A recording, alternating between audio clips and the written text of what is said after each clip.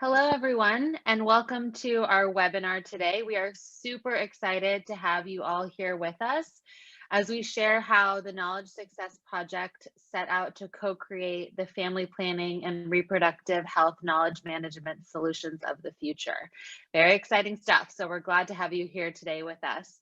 We're going to start in just a few moments, but while we wait, I encourage you to introduce yourselves in the chat and to share with us what you think, based off your knowledge and experience, is the biggest knowledge management priority for the family planning reproductive health field to focus on today. So that question is also on the screen for you. So please think about it a little bit and provide your answer in the chat, and we'll get started in just a few minutes. Thank you.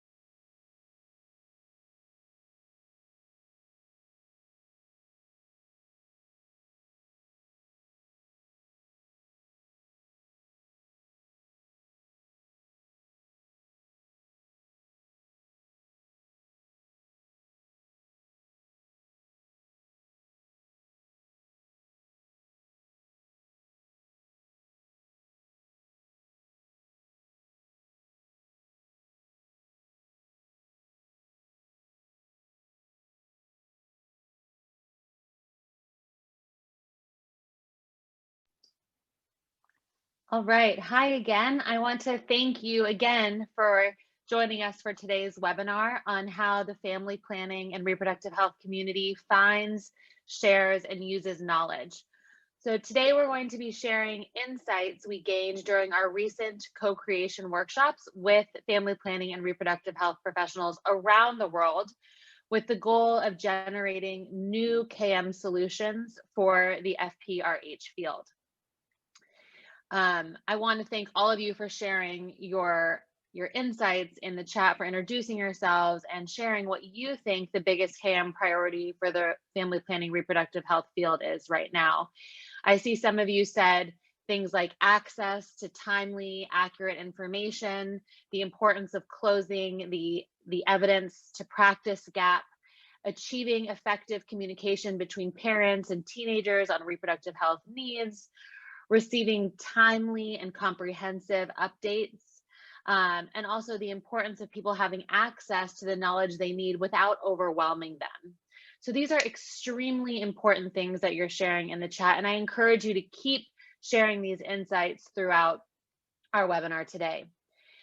Just a couple quick notes on what you can expect from today's webinar. So today's webinar is going to last approximately 75 minutes, and our format is a little bit different from a standard webinar. So essentially, every 20 minutes, we are going to alternate presentations with question and answer discussion panels.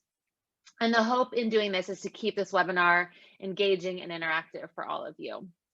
So all of our participants on the webinar are currently muted and will be muted for the entire duration of this session. But if you have questions for our speakers, please type them into the chat box, and we'll be moderating that over the course of the webinar. At the end, we'll be collecting your questions that you've submitted throughout the webinar, and we'll feed them into our final Q&A session at the very end of the webinar. Okay, so who am I? My name is Danielle Piccinini Black, and I'm with the Knowledge Success Project, which is the flagship knowledge management project for the USAID Office of Population and Reproductive Health, led by the Johns Hopkins Center for Communication Programs. So our objective as a project is to ensure that people working in family planning and reproductive health can find, share, and use the knowledge they need to transform the lives of women and men, couples, and families everywhere.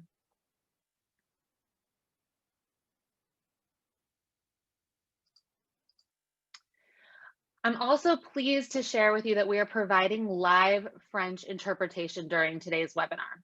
So if you'd like to listen in French, please click on the interpretation icon at the bottom of your Zoom screen and then click on French.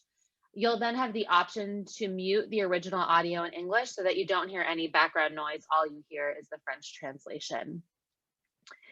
Because we are providing live interpretation, you may notice that we are speaking a little bit slowly and that we're pausing before we transition to each new slide to give the interpreters a chance to catch up with us. So that'll control our pace a little bit.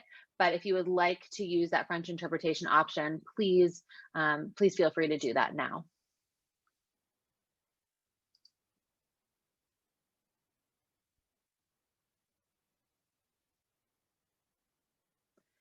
And without further ado, I'd like to introduce our presenters. As I mentioned just a minute ago, my name is Danielle Piccinini Black. I'm a Senior Program Officer at the Johns Hopkins Center for Communication Programs. Joining me today is my colleague, Salim Kombo, who is an associate at Busara, based in Tanzania. Salim and I had the pleasure of working very closely together on the co-creation workshop, so I'm very excited to have him here today as my co-presenter.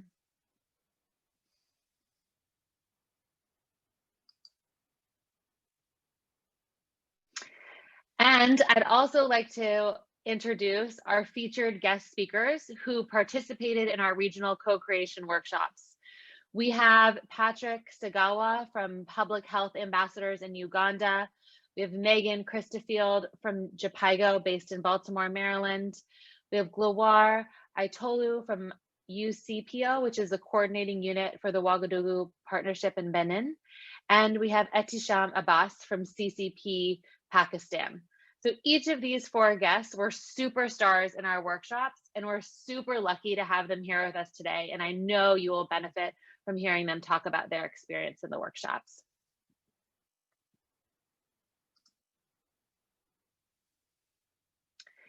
So during this webinar, we're going to discuss how knowledge success used behavioral economics and design thinking to create this new generation of knowledge solutions to make sure that people working in family planning can find, share, and use knowledge to transform lives. We're going to describe how we conducted design thinking virtually through co-creation and how we incorporated behavioral economics. We're also going to provide a sneak peek, this is the exciting part, a sneak peek into the solutions that came out of the workshop. And we believe that these will reshape knowledge management for FP professionals. We're going to do this, as I mentioned earlier, with a combination of presentations and conversations with the four awesome representatives we have from our co-creation workshop.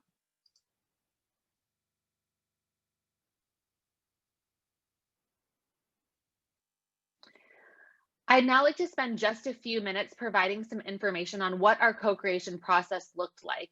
And this will hopefully set the stage for what we learned in the co-creation.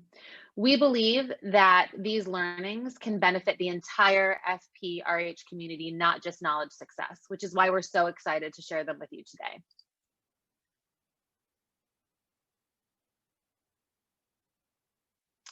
So as I've alluded to previously, a key aspect of our project, Knowledge Success, is building lasting game-changing KM solutions for FPRH. The way we set out to do this is by starting with a game-changing foundation, by applying both behavioral sciences and design thinking to our knowledge management work. So behavioral sciences really helps us to take into account the complexity of human behavior, to help us design effective programs, policies, and products that help people make and follow through on the best decisions for themselves. So behavioral sciences really helps us to bridge that intention to action gap that one of our participants put in the chat. And this gap is prevalent in our KM work as it relates to getting evidence into action. And then there's design thinking. Design thinking is an iterative, hands-on, creative approach to problem solving rooted in empathy with user needs and perspectives at its core. And we believe by understanding our audience's behavioral barriers and opportunities and creating innovative solutions together with the end user, we are making accessing, sharing, and using knowledge much easier, attractive, and timely, so that programs across the board can benefit.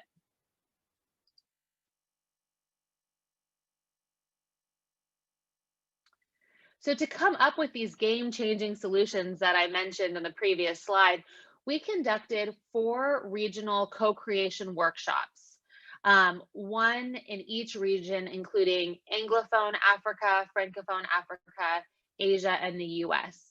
And these workshops were held between April and June 2020. So overall in these workshops, we had about 69 family planning and reproductive health professionals representing 21 countries participate. Each workshop, with the exception of the US-based workshop, lasted 4 weeks with 2 to 3 sessions per week. The US-based workshop was designed as more of a sprint, so we covered the same content we did in the month-long workshops, but we did this in 2 half-day sessions.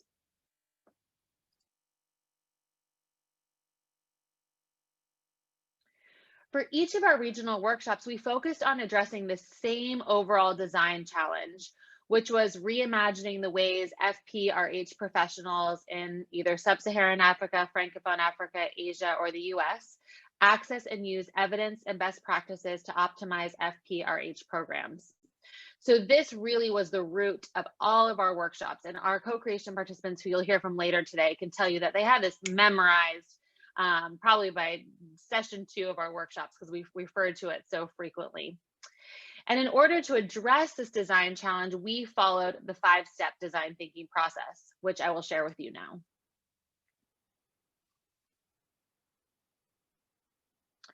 So on this slide, you see the 5-step design thinking process, and this was really our organizing framework for all of our workshops. For those of you who are new to design thinking is a multidisciplinary creative approach to problem solving that's really iterative in nature and is rooted in empathy. So what makes design thinking so impactful is its emphasis on human-centeredness, designing solutions with the intended users or target audience in mind and together with them collectively. On the next few slides, we're going to go through each of the 5 steps of the design thinking process and share the different activities participants completed and the key insights and findings from each of the steps. So this is an exciting part. You'll get to hear directly from the outputs of our workshop.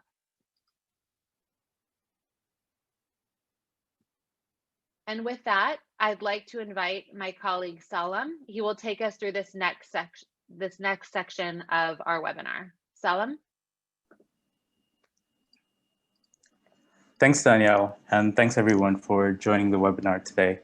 So I'm going to walk us through the empathize and define phases of the design thinking process, and specifically focusing on some of the key activities that we conducted, as well as some of the key findings that we got out of it. Next slide, please.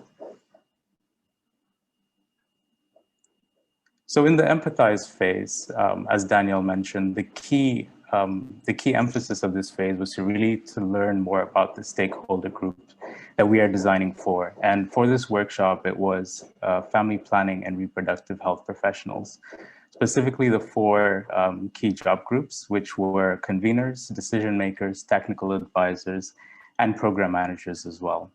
So specifically in this phase, we were aiming to understand more about how they seek, share, and use information. And the findings that we got from the empathize phase, we then carried forward into the define phase. And this is where we thought more critically about the positives, the negatives, and also some of the opportunities that exist, specifically related to the workshop design challenge. Next slide, please. So in the empathize phase, the key activity that we conducted was that of knowledge management profiles. And this is an adaptation of a design thinking tool called personas. And it's a very effective way of collecting the experiences that FPRH professionals had related to how they seek, share, and use information. Specifically with regard to how they use it to improve their programs. And at this stage, we also incorporated a lot of behavioral economics mechanisms, which we introduced to help identify the different factors that can help influence the experience that FPRH professionals go through when they're seeking, sharing, and using information. And also, these help to further build empathy amongst the workshop participants as well. Next slide, please.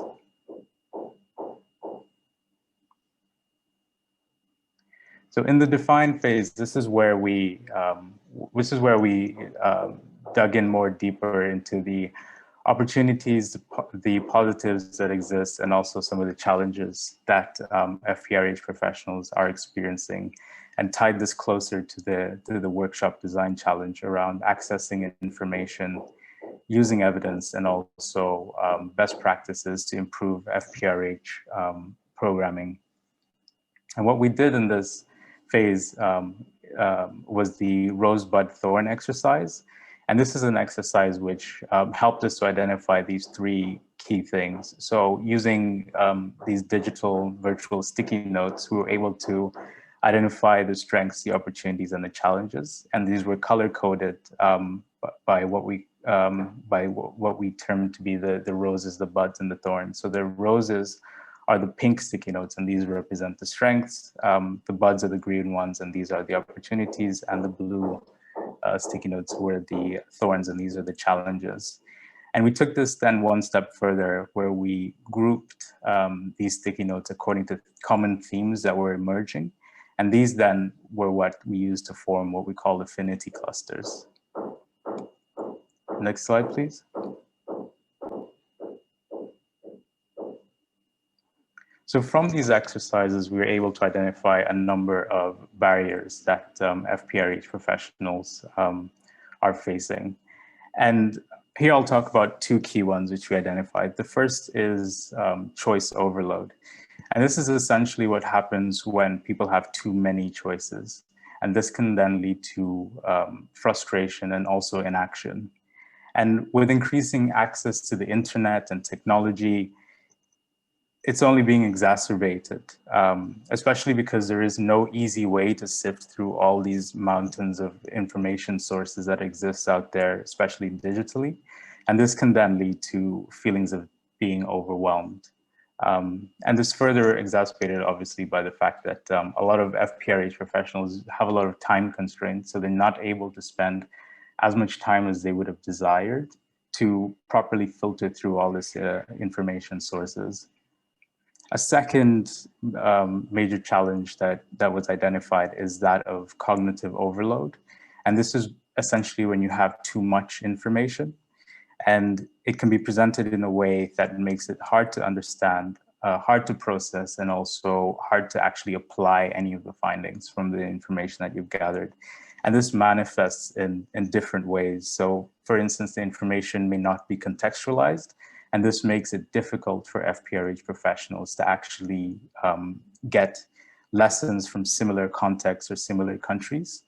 The information might not be specific enough, or there might just not be enough information about how to actually implement any of the key findings that have been identified in the information. There's also a very big deficit of information on what actually does not work in this mountain of information that exists out there. So there isn't much information about failures.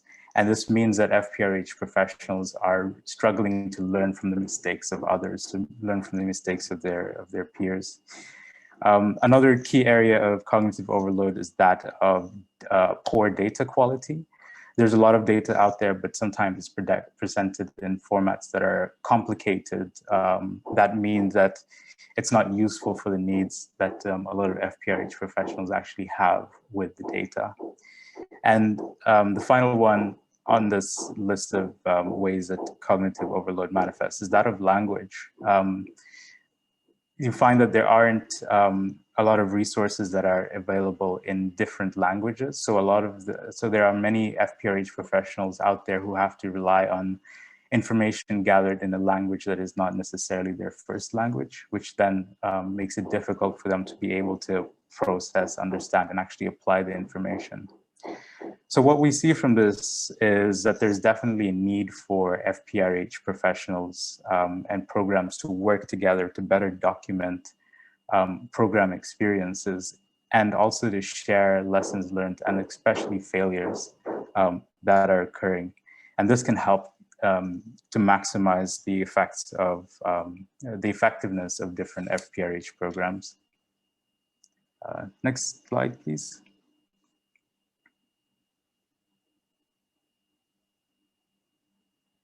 So it's not all doom and gloom. There were some silver linings that we were able to identify in the workshops. And I'll talk here specifically about two of them.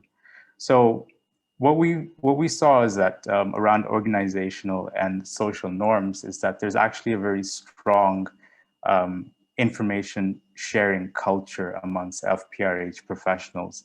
And this is leading to increased awareness of the importance of knowledge management amongst FPRH professionals. And this is being further supported by a lot of collaborations and partnerships that are taking place within this group. And this is leading to higher levels of transparency, and also more timely sharing of information is also taking place. And this is really dovetailing onto the ongoing and growing discussion about the democratization of information. And this is definitely an opportunity to increase both the number of voices that are taking place in the discussion around information generation and sharing, but also the diversity, also of the voices there. And you also have the use of standardized templates as well, which makes the sharing of information a lot easier. And also it makes it easier for FPRH professionals to actually pick out the key information that they're looking for in information once it is shared. Sorry. In terms of incentives, these are the drivers of people sharing and actually using information. And what we find in these workshops is that there's a lot of intrinsic motivation amongst FPRH professionals. And this is really driven by a desire to see an increased effectiveness of the field of FPRH.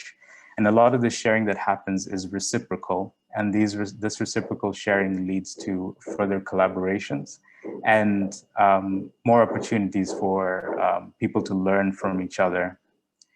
So on the whole, then, what we see is that there's a need for FPRH projects to have a more multifaceted approach in terms of having more interactive techniques where you can have both meetings and, for instance, meetings and communities of practice, which are effective tools to build trust and create this group identity, but also having online platforms which can serve to further reinforce social norms of robust information sharing. Next slide, please. So I'd like to hand it back to Danielle at this point. Awesome. Thank you so much, Salim.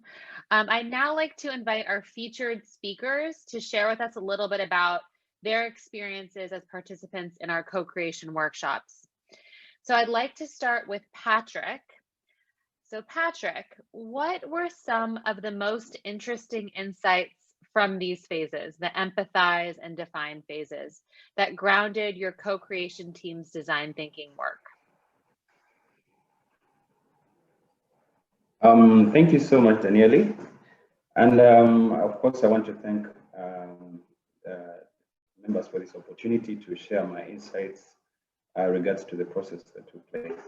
Maybe just also to provide some more context, maybe to the members who did not take part in the co-creation, that this was supposed to be actually a physical convening, but because of COVID-19, so it had to be done virtually. So majority of us did not have so much exposure, some of the different platforms. So I think it was quite an interesting opportunity to learn a lot how to do certain things virtually.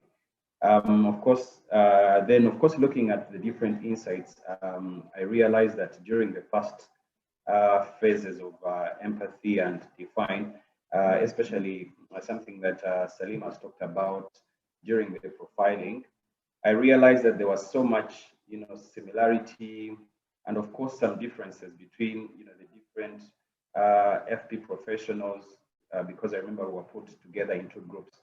So I realized there was so much differences as well as similarities regards to how different people were doing their work in their respective countries. So this gave us opportunity to appreciate, what everyone is doing in their respective, places or contexts. So this one was one of the key aspects that, made us appreciate, everyone's contribution wherever they were coming from, based on what they had shared during the process of profiling, or what we call the journey maps. Then the other insight, I think, was also in relation to the behavioral economics mechanisms that was also earlier shared. And to me, what was quite interesting are the learning styles. I realized that, much as we are all, family planning or reproductive health professionals, we have different learning styles.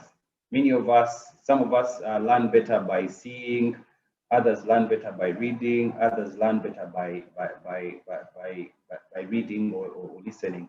So realize that when we're developing our solutions, we need to put into context some of the learning processes or the learning styles for the different professionals, in order to increase, sharing of and also sharing of this information for the different professions. Then, of course, lastly was about using the rose and the roses, the buds and the thorns, whereby we had an opportunity to look at this challenge and look at the advantages, the opportunities, and the negative side of this opportunity. So I realized this was one of the basis for us to critically look at the good, the bad, and the opportunities that may come out of this design challenge. Thank you so much, Daniel. That's great. Thank you for sharing those insights, Patrick. Really important stuff. Thank you for bringing up the learning styles, and also bringing up the point that while there are a lot of the family planning reproductive health professionals in the workshops had a lot of similarities in their experiences, there were also some differences. So that really brings home, drives home that importance of the empathy phase, really understanding the audience you're working with. So thank you for that, Patrick. All right, I would now like to turn it over to Megan. So Megan, I have a question for you. What do you want the FP community to know about the KM barriers and opportunities in our field? And why do you think these are critical? Yeah, thanks, Danielle. So, sure. So I think first I'm thinking about some of the insights that our team sort of uncovered together during the workshop. And a lot of that had to do with what Salim was also talking about, which was this idea that there is an information overload, that, this common experience that we felt as FPRH professionals in the United States was that there's just a ton of information out there. And at the same time, there's a bit of a thorny competitive environment, which means that not all of that information can be treated equally. Like some of it is there for promotional content, some of it is really there to genuinely share good practice. And so it requires the user, someone like me or anyone on my team during the design sprint, to really sift, to take the time to go through, to sift through, to and also to recognize that we're not looking, or that we shouldn't be looking at the same sources every time, even though that's kind of easier, right?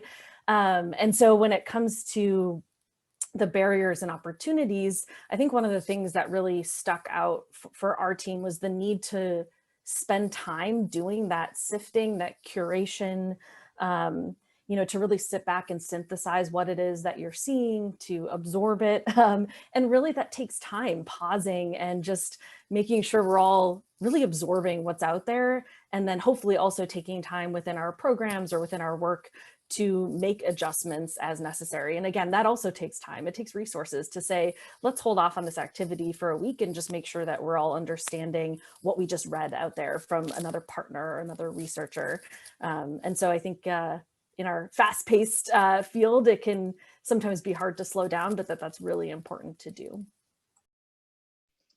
That's awesome. Thank you, Megan. I know it's really challenging. You think of the information overload piece, but also the constraint of time. Like, how do we manage the two?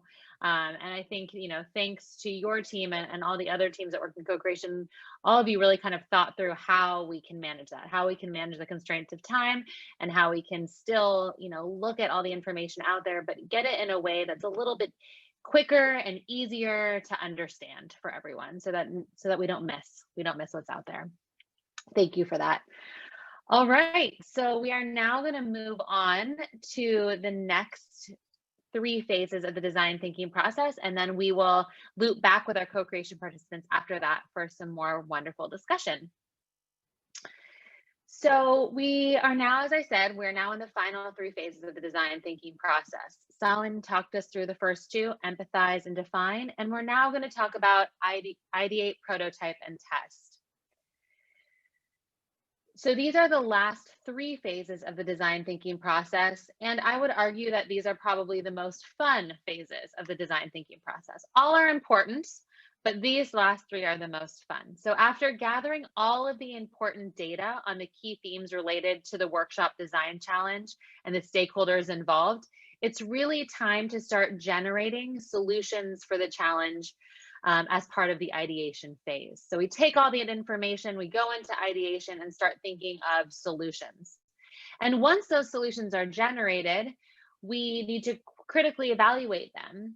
And we do that by looking at things like importance, feasibility, and difficulty.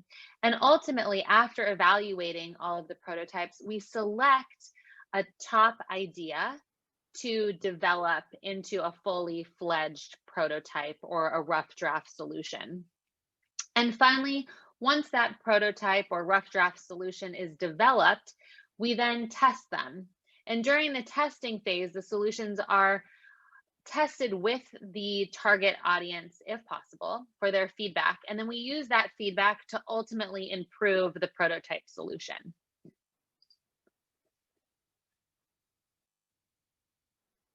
During our workshops, our teams used the insights that were generated during the definition phase that Salim shared and Megan and Patrick spoke about.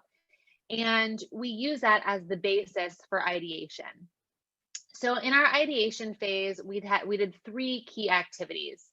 The first was each team selected a specific problem that they wanted to address. and they created something called a how might we statement.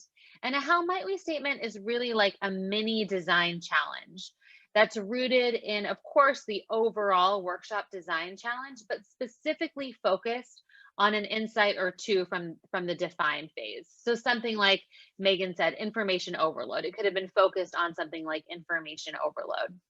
So next, the group went through a rapid ideation activity to generate as many solutions as they possibly could for their team's how might we statement. And then finally, after generating all of those solutions, they prioritized that really long list on an importance difficulty matrix, which is shown on your screen. And ultimately, after that prioritization, each team selected a single solution to move forward with into the prototyping phase.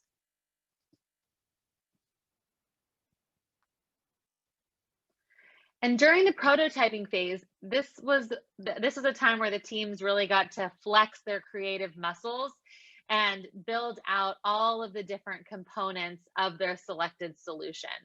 And ultimately, each team created a comprehensive virtual representation of their solution. And this was important because this really brought their prototype idea to life. And during the closing plenary, we brought all of the teams back together to present their prototype solutions to one another for feedback.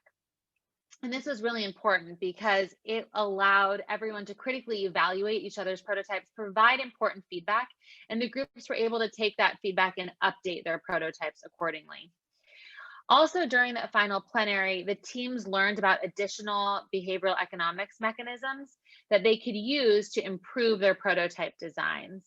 And they discussed how these could be incorporated in various different ways, as Patrick talked about the importance of learning styles. Well, does my prototype speak to people of different learning styles? And if it doesn't, how can we make the prototype speak to people of different learning styles?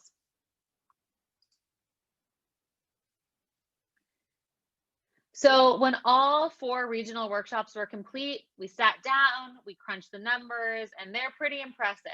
So we generated hundreds of ideas to address the workshop design challenge. And from that really long list of awesome ideas, each team and each workshop sat down to prioritize the ideas, and they ultimately selected one to move forward with to build out into a prototype. So in total, we had 14 prototypes that were developed across all 4 regional workshops.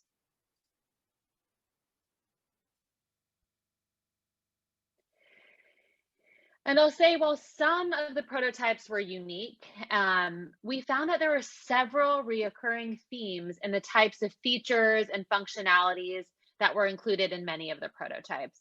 And they really fall into these 3 main categories that you see on your screen. So first and foremost, many of the prototypes centered around creating a dynamic hub that would collect and curate important information in one place for easy and quick access. So these types of solutions addressed the issues raised related to the challenge of needing to sift through a lot of important information from many different places, and also that it's hard to find the right type of information with enough detail on implementation of best practices and lessons learned. Secondly, all of our prototype solutions incorporated an interactive component to allow family planning and reproductive health professionals to connect with one another, to ask questions or to share tacit knowledge. So these interactive components were, they manifested in ideas that were face-to-face or also virtual. And the one important key piece of this was whether virtual or face-to-face in person, these interactions allowed people to have a timely dialogue with their colleagues, and that timely piece is really important. And finally, many of the prototypes included capacity strengthening or mentorship opportunities so that various FPRH professionals could learn from one another and grow their skill sets. So in many instances, the capacity strengthening was specifically related to knowledge management. And although the purpose of the co-creation workshop was to co-design new and innovative CAM solutions that knowledge success would ultimately be undertaking, We really think that these ideas are also relevant to other FPRH projects, since we all integrate knowledge management activities within our work.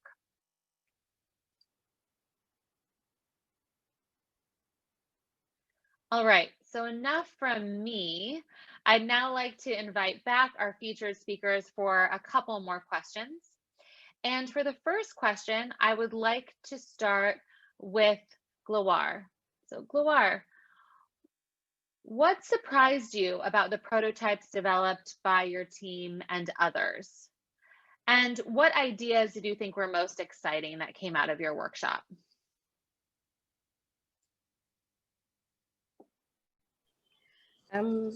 Thank you, Daniel.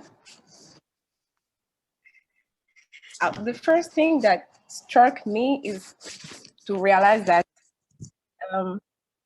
how important is how internet, is important for us. Because in every single activity we propose, we need internet to implement them. I love all ideas we propose, but my favorite is the creation of regional secretary to coordinate the community of practice. Because the one lessons we learned from Ouagadougou partnership success was the establishment of the coordination units. And I think it's important to have this secretary to refocus our discussion, to concentrate our efforts, and to have on units that respond on behalf of community.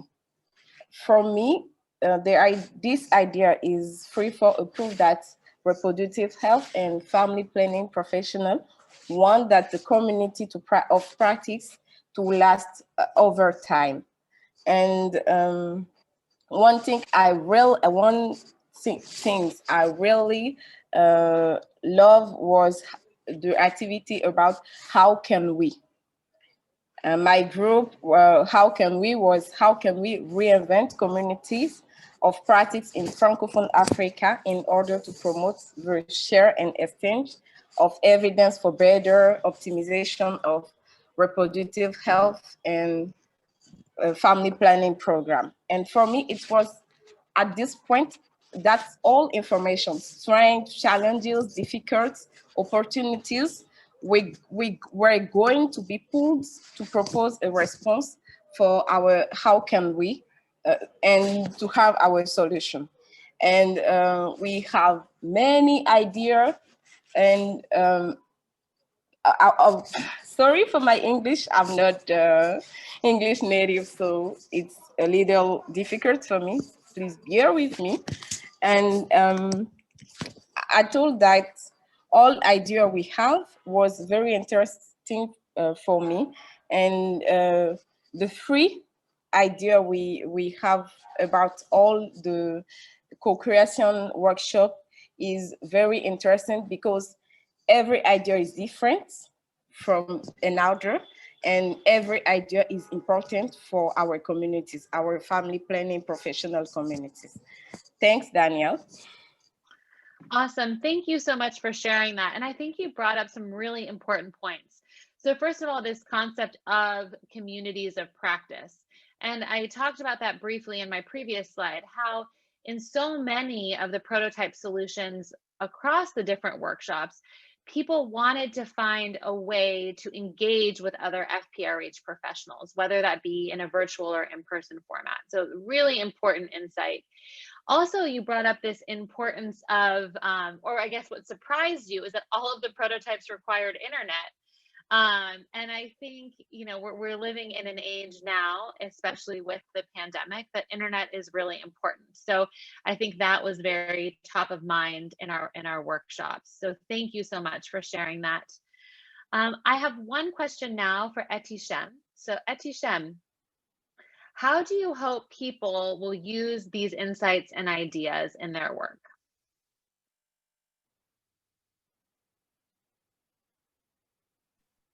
Thank you, Daniel. So, first of all, one thing that we really understood, before I can come specifically to this question, you know, at the time it was June, and it was pretty hot here in Pakistan. It could go to 45 degrees centigrade at that time.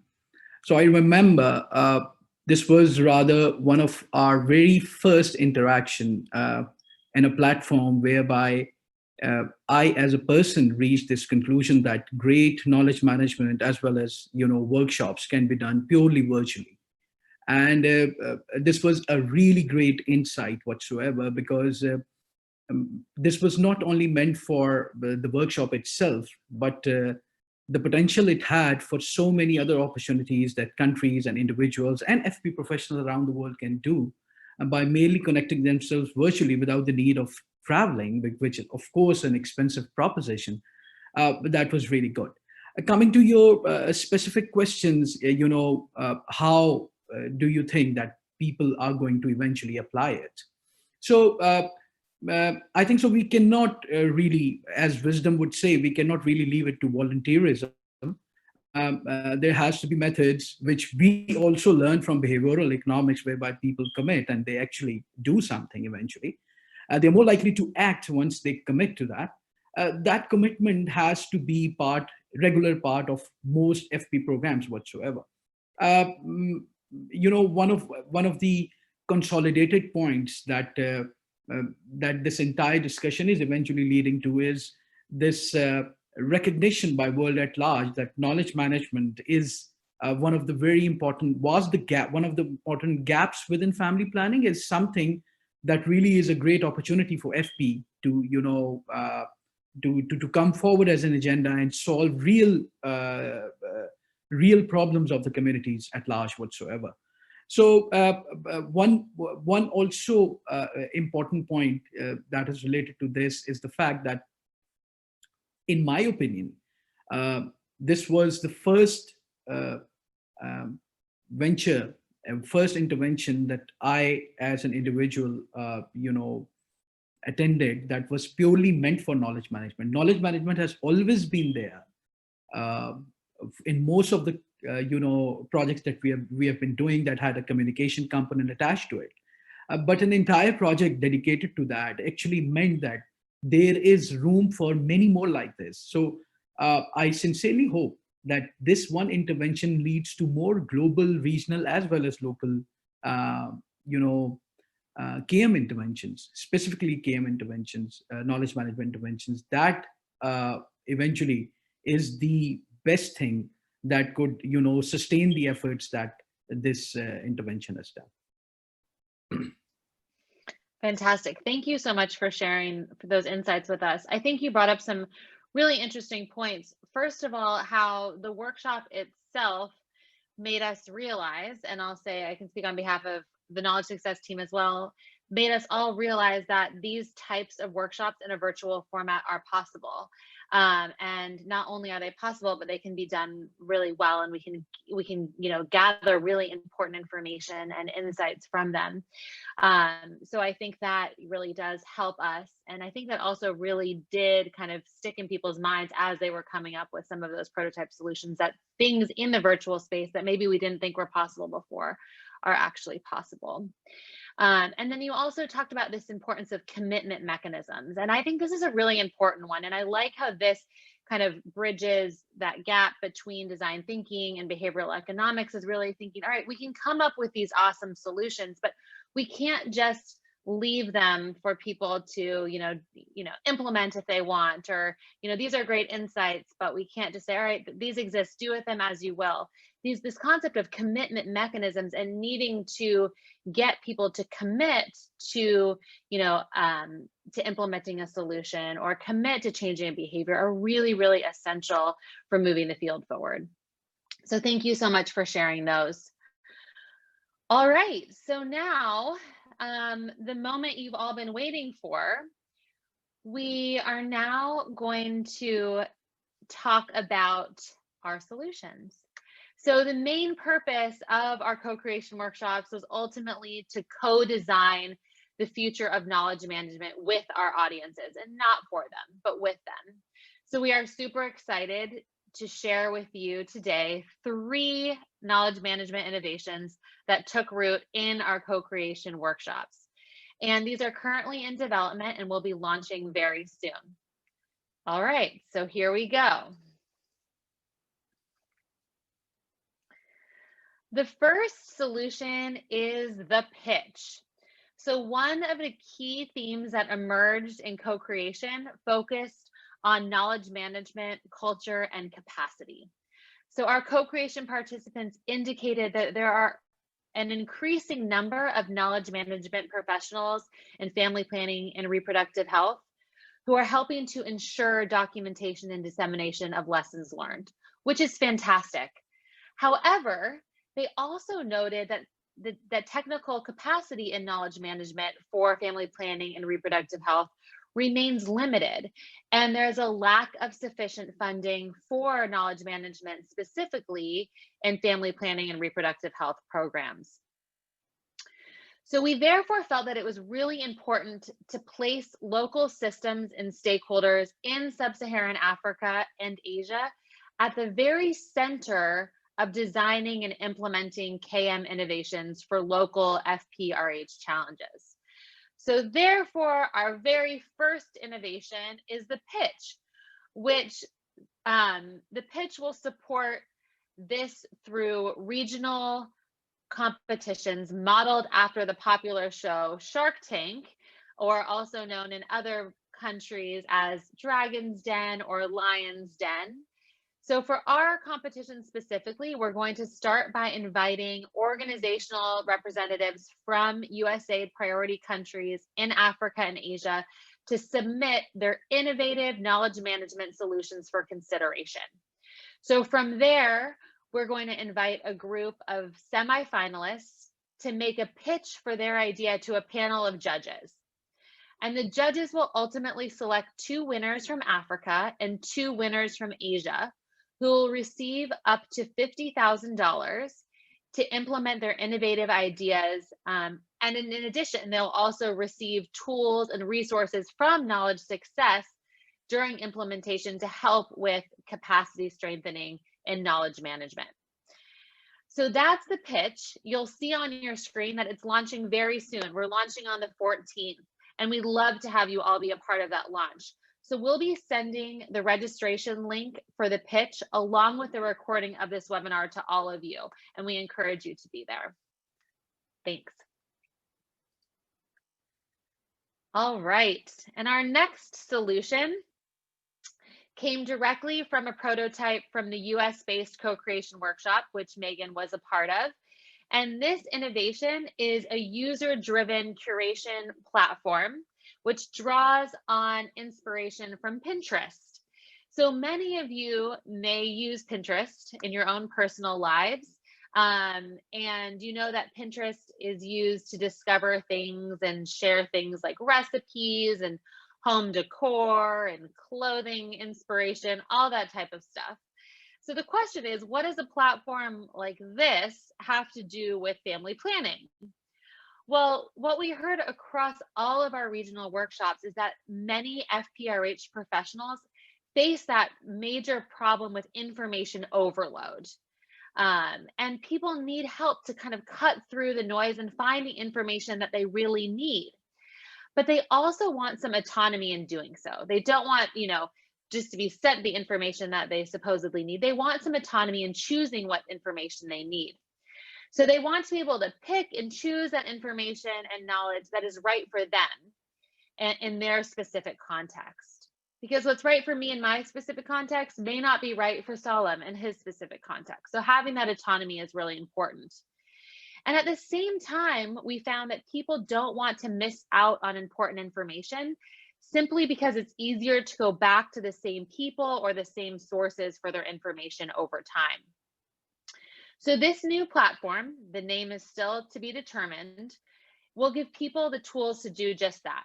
Essentially, it will help expose FPRH professionals to important family planning knowledge produced by various projects and organizations around the world. But it will also let them find and curate the knowledge that they need that's relevant to them in their work in their own personalized workspace. So in addition, the platform is also going to offer that interactive element that we talked about was so important to our co-creation participants.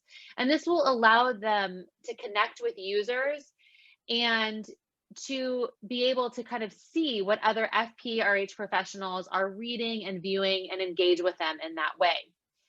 And you could really think of this solution or this platform as an incubator of knowledge and ideas where you can get inspiration to improve your programs. So it's really meant to get that information to inspire you to make the change in your programs.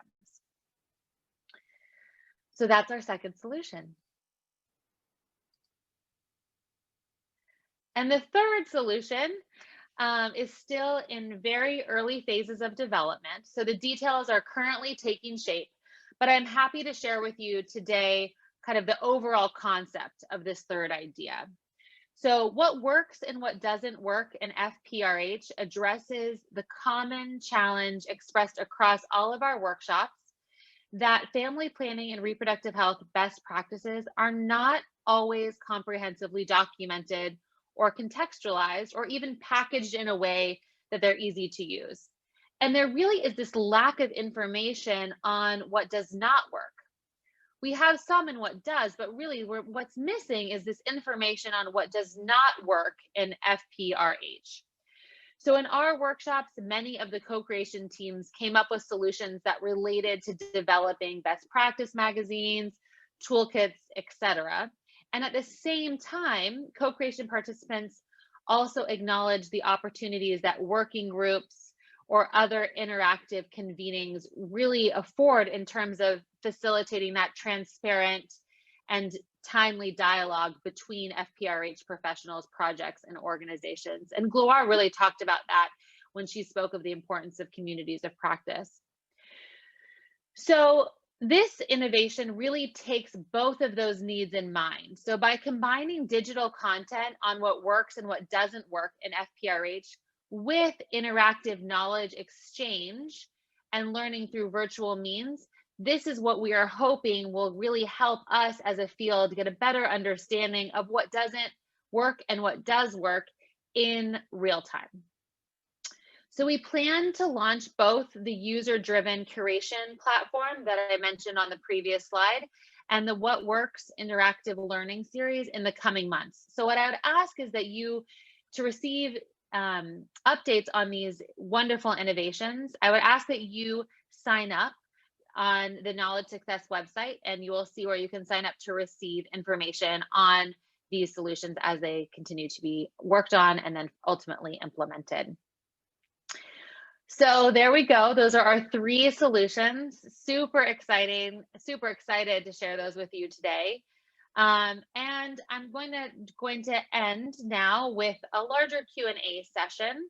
So I'd like to invite our co-creation participants back, our wonderful featured guest, and I will close with just a few questions for them, and then we're going to open it up with some of the questions that we've received from you in the chat during the webinar. So if I could start with Etishem. So Etishem, back to you. What do you think the new KM solutions being developed by Knowledge Success will help address current KM barriers and or capitalize on the opportunities? So that's a long one. Let me repeat it one more time to make sure that we all have heard it. So the question is, how do you think the new KM solutions being developed by Knowledge Success, the three that I just shared, will help address current KM barriers and or capitalize on opportunities? Well, Daniel, first of all, only a visionary can answer this. I do not consider myself as one, but from what I can see, as you know, I'm a student of management sciences, and one of the key things perhaps the crux of all management is that if you can measure it, you can control it. And if you can control it, you can improve it. Often a lot of the behavioral sciences, the social side of sciences, one key thing missing into, in all that was, how do you measure all that? And for us to be able to measure it, we really have to define it. And essentially, this is what knowledge management is trying to do. It is not, we are not drawing lines between what worked and what didn't. We are just trying to understand the context of decision making.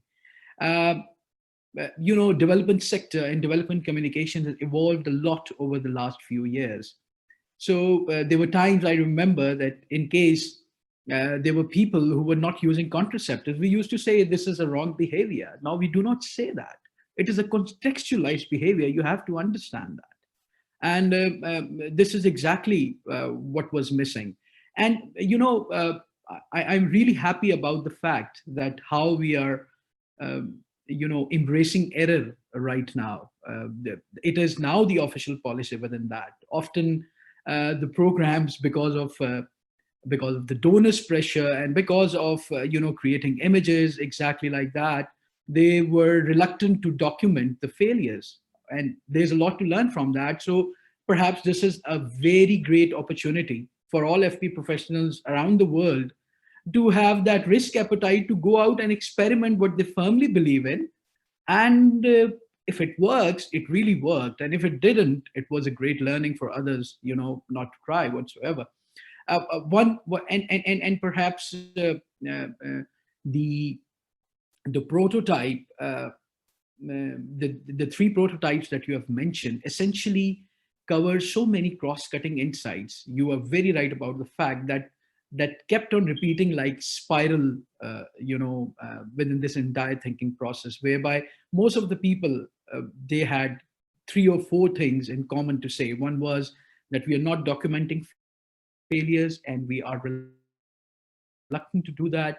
The other one was that the platforms for field staff are very limited. How do we, how do we really embrace all the field staff? Because there are plenty of opportunities for the top lot, but the field staff that eventually has to go out and, talk to the communities, they eventually lack it.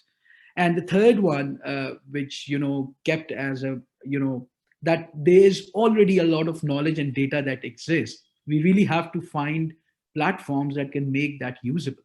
And I could see these 3 things as the cross-cutting factors in all the 3 prototypes. And this is what, in my opinion, is a great starting point. We will eventually lead to a point whereby the future prototypes are even better than this. Fantastic. Thank you so much for sharing that. I'd like to ask the same question to Megan. So Megan, how do you think the new KM solutions that I just shared that are being developed by Knowledge Success will help address current KM barriers and or capitalize on the opportunities? Yeah, it's a great question, Danielle. And I think the thread that really struck me throughout all of them was that, we participated in these workshops as both content creators. We are all FPRH professionals and content users, right? So we have sort of this dual place, or it's probably more than two behaviors, but we're both giving and taking from this knowledge community when it comes to family planning. And I think we have this default of really coming into it thinking about ourselves as creators, as what do we want to say? And I think what you find from all 3 of these solutions is that we had to really focus on not what do we want to say, but what will people hear? What do they need? What do they want, right? And really sort of saying, okay, it's less about, I'm going to put more and more out there about our best practice, about this, and more about, okay, well, what does anyone need? What are they struggling with? And I think that was a really nice thread that kind of goes through all of them. And of course is really central to human-centered design, is really putting ourselves in that user experience. And I think as people who experience both the creator and the user side of things, it was a kind of a unique challenge to try and force ourselves into a position that we also find ourselves in frequently, but kind of gets clouded by our creator role as well. Awesome. Thank you for sharing that, Megan. Really important. So now I'm going to ask Gloire to answer the next question. So Gloire, if you would like to speak your response in French, you are definitely more than welcome to. For those of you who are listening in English, if you can put on the bottom of your Zoom, you can select English as your preferred language, and as Gloire provides her response in French, you will hear it translated to you in English. So Gloire, next question's for you. And again, feel free to use French if you prefer. What made you want to participate in the co-creation workshops?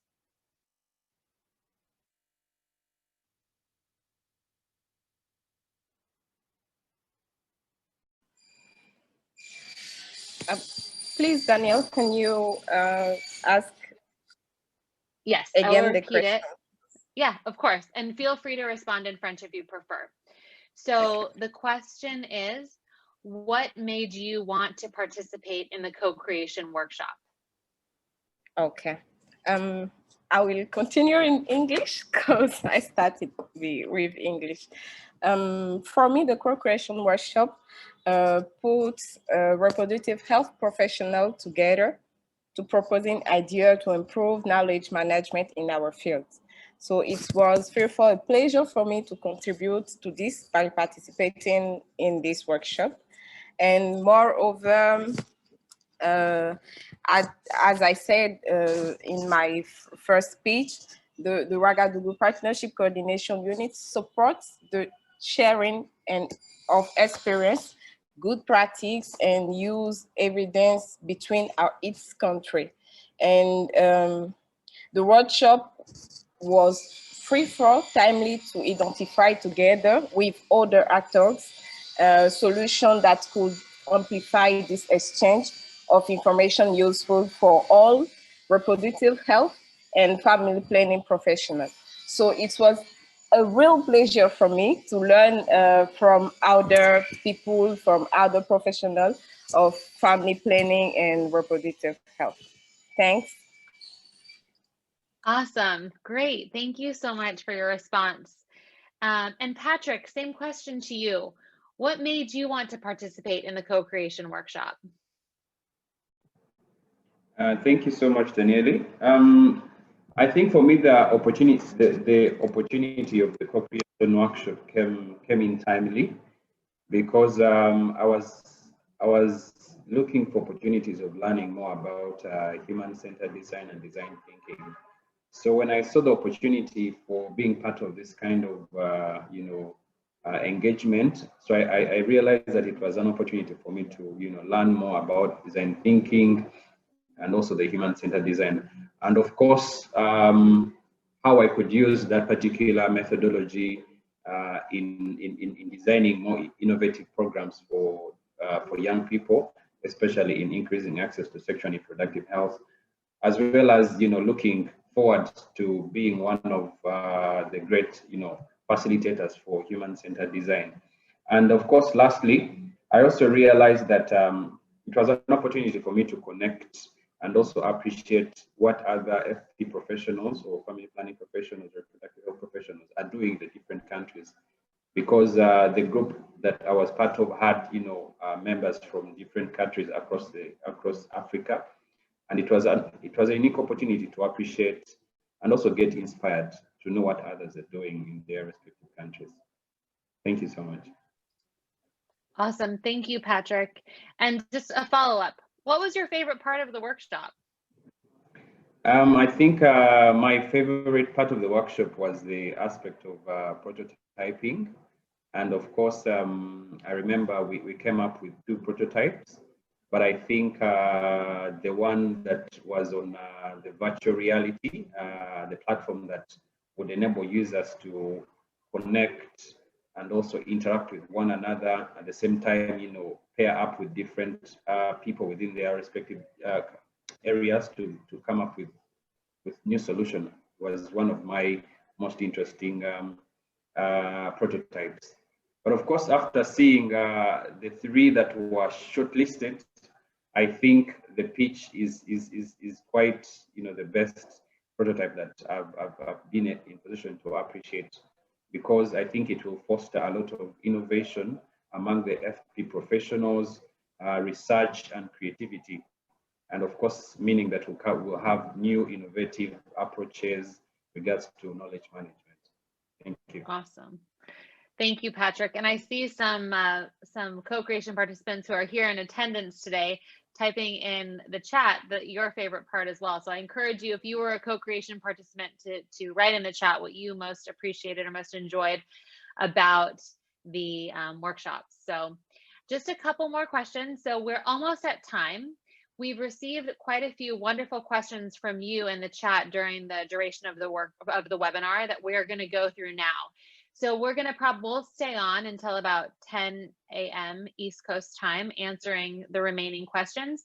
If you're available and have the time to stay on and participate with us, you are encouraged to. Otherwise, we totally understand, and we appreciate your being here today and engaging with us in this wonderful webinar. So I'm going to ask the next question to Salam. So Salam, this question came from one of our participants, and the question is, how can we learn to recognize our failures in order to better document them and make the most of them? Thanks so much, Danielle, for that question. And I like it because it hints on two very key behavioral factors that are very important in this discussion. And that is, firstly, that we never actually plan for failure. And when we do fail, we don't ever share our failures with anyone. And it really speaks to very deep psychological and behavioral factors around sharing of information. And this is, and also like how we plan as well. And this is essentially that a lot of people have what we call a planning fallacy, where we always assume that plans, whenever we put them in place, they'll always be achieved. And we have an optimism bias that also goes with that. So we always assume that our plans will work out for the best. And when they don't, we feel a deep sense of shame towards it, and we don't want to share anything that we learned from that. And currently, the standard practice is to do kind of what we call postmortems. So to look at projects once they're over and then think back across it and identify all the places that things went wrong. But the challenge of this, the downside of it, is obviously you only have the benefit of hindsight. But there's a similar tool that can exist, a similar approach which you can take, which is the use of pre-mortems, where you actually think through in the planning phase everything that can go wrong in the project and identify similar projects that have been done where things actually did go wrong, and try to get your mindset away from this planning fallacy and this optimism bias that we all have and assume that plans will always work out, because in the real world they don't. And then what we can do from this is then get away from this planning fallacy and this optimism bias.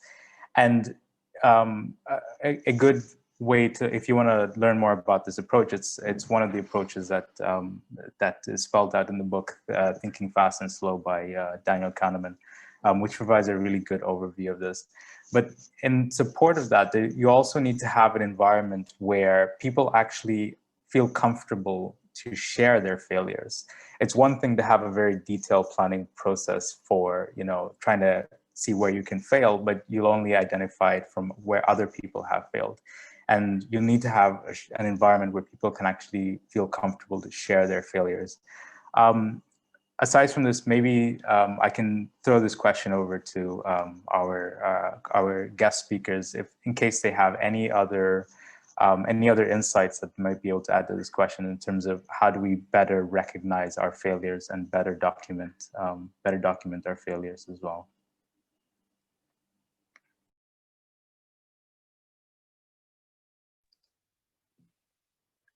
Thanks, Salam.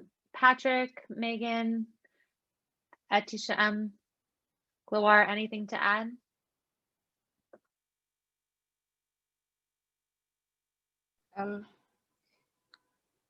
Can I? Yes, please. Okay. I don't know how to identify the failure, but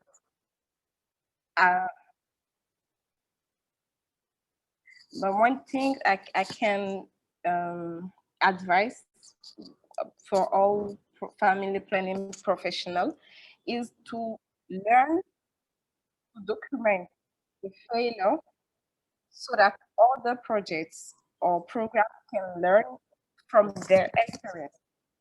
Because sometimes we notice that several projects make the same mistakes, and it's a problem. Talk about our failures is not bad, but is what can help others to don't make the same mistake. Thank you for sharing that. Yes, I think that documentation piece is key, and hopefully in the last solution we shared that that documentation will become more of a common practice. Atishan, do you have something to add? Yeah, so I'll have to agree a lot with Salim on a point. At the very onset of this workshop, one of the respected colleagues mentioned that only 25% people are likely to, attend this workshop, and this is what the data suggests. So we were mentally prepared for that. So we are not calling it a failure. We were preempting it.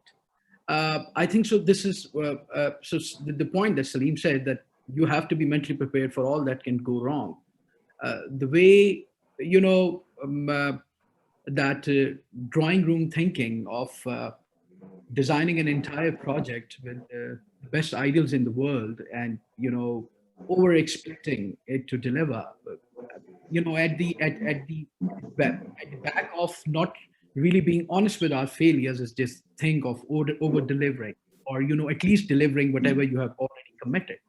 I think so. The appetite of donor funded programs towards risk should be a little more than what it currently is. And this is, I think so, there is no other solution for that other than the fact that the donor mindset is a little more flexible towards what many projects are actually at the end of the day. And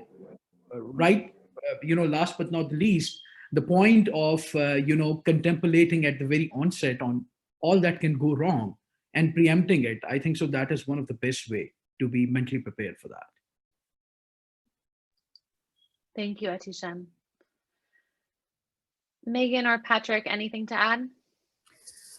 Yeah, I just wanted to agree with the previous speakers about their kind of reflections on failure. The other point I wanted to make, I actually wanted to draw out something that Atishan said earlier, which is specific to family planning, I think, which is this idea that family planning in and of itself has nuanced and contextually relevant goals. Like as Atishan said, the goal is not for everyone to be using family planning. That would be, coercive and inappropriate and unethical, right? The goal is that people achieve some contraceptive autonomy, right? They're using it when they want to, they're not when they don't want to. But I think as all of us understand, that is a relatively complex goal for us to see, to measure, to aim for. And in that complexity, it is really difficult, I think, to ascertain sometimes our successes and our failures, right? Because those goals, those visions, those the big aims are in and of themselves already a little bit gray, right? It's hard to kind of see success and failure so clearly as you can in other health fields where HIV infections averted is always going to be a positive thing, right? And so I think part of it too for family planning is to think to think about how can we actually address failure by becoming more clear and intentional about what it is we're actually trying to achieve in the first place, making sure those goals are clear, adopting measurement that actually really puts us on a path where we can unequivocally say this was successful because we truly got to the data, to the aim, to the goal that we needed to, instead of sort of saying, well, we have this uptake, but we're not sure if it's good or bad. And thus we don't know if it was a success or failure. So I just wanted to make this point that I think is really important in family planning, which is that we have to continue to advocate and to push for much, much better measurement and data goals in the first place, and systems to match that. Yep, definitely. Thank you for that, Megan. And Patrick, any final words? Maybe also I want to just side with all the previous speakers. However, I think using the word failure, I would probably use the word what is not working, because much as we are doing all what we are doing, it gives us an opportunity to understand what is best for the community that we are serving. And when we understand that something is not working, it gives us, that point of acceptance that we need to, think out of the box. And that's why we have, such co-creation activities that helps us to, come up with new innovations. And of course, reflecting to one of the prototype that you mentioned, that actually is called What's Working and What's Not Working. So I think it's an opportunity for us to document and also share widely with other professionals to learn some of the best practices, some of the lessons learned, and also key recommendations on what needs to be done to ensure success in all our programs. Thank you. Thank you, Patrick. All right, so that brings us to the end of our time together. It has been a pleasure being here with all of you today. I wanted to say a huge thank you to our featured guest speakers. Thank you so much for sharing those amazing insights today. It was a pleasure having you in the co-creation workshops, and such a pleasure to have you back with us here today. And we hope to continue to engage you as these prototype solutions come to life. I also encourage all of you to visit the Knowledge Success website for these resources that you see here on your screen, and to get information on the new solutions that will be launching soon. And again, I just want to thank everyone. Thank the guest speakers. I want to thank Salam for being a co-presenter with me today. And on behalf of the whole Knowledge Success team, I want to thank all of you who joined us for today's webinar. Thank you for your attention. Thank you for your engagement. For those questions that we didn't have a chance to respond to during the Q&A session, we will be sending along the answers to those along with all the others in a written format when we send the recording for today's webinar. So thank you again, and we look forward to seeing all of you at the pitch launch on the 14th. All right, have a great day. Thanks so much.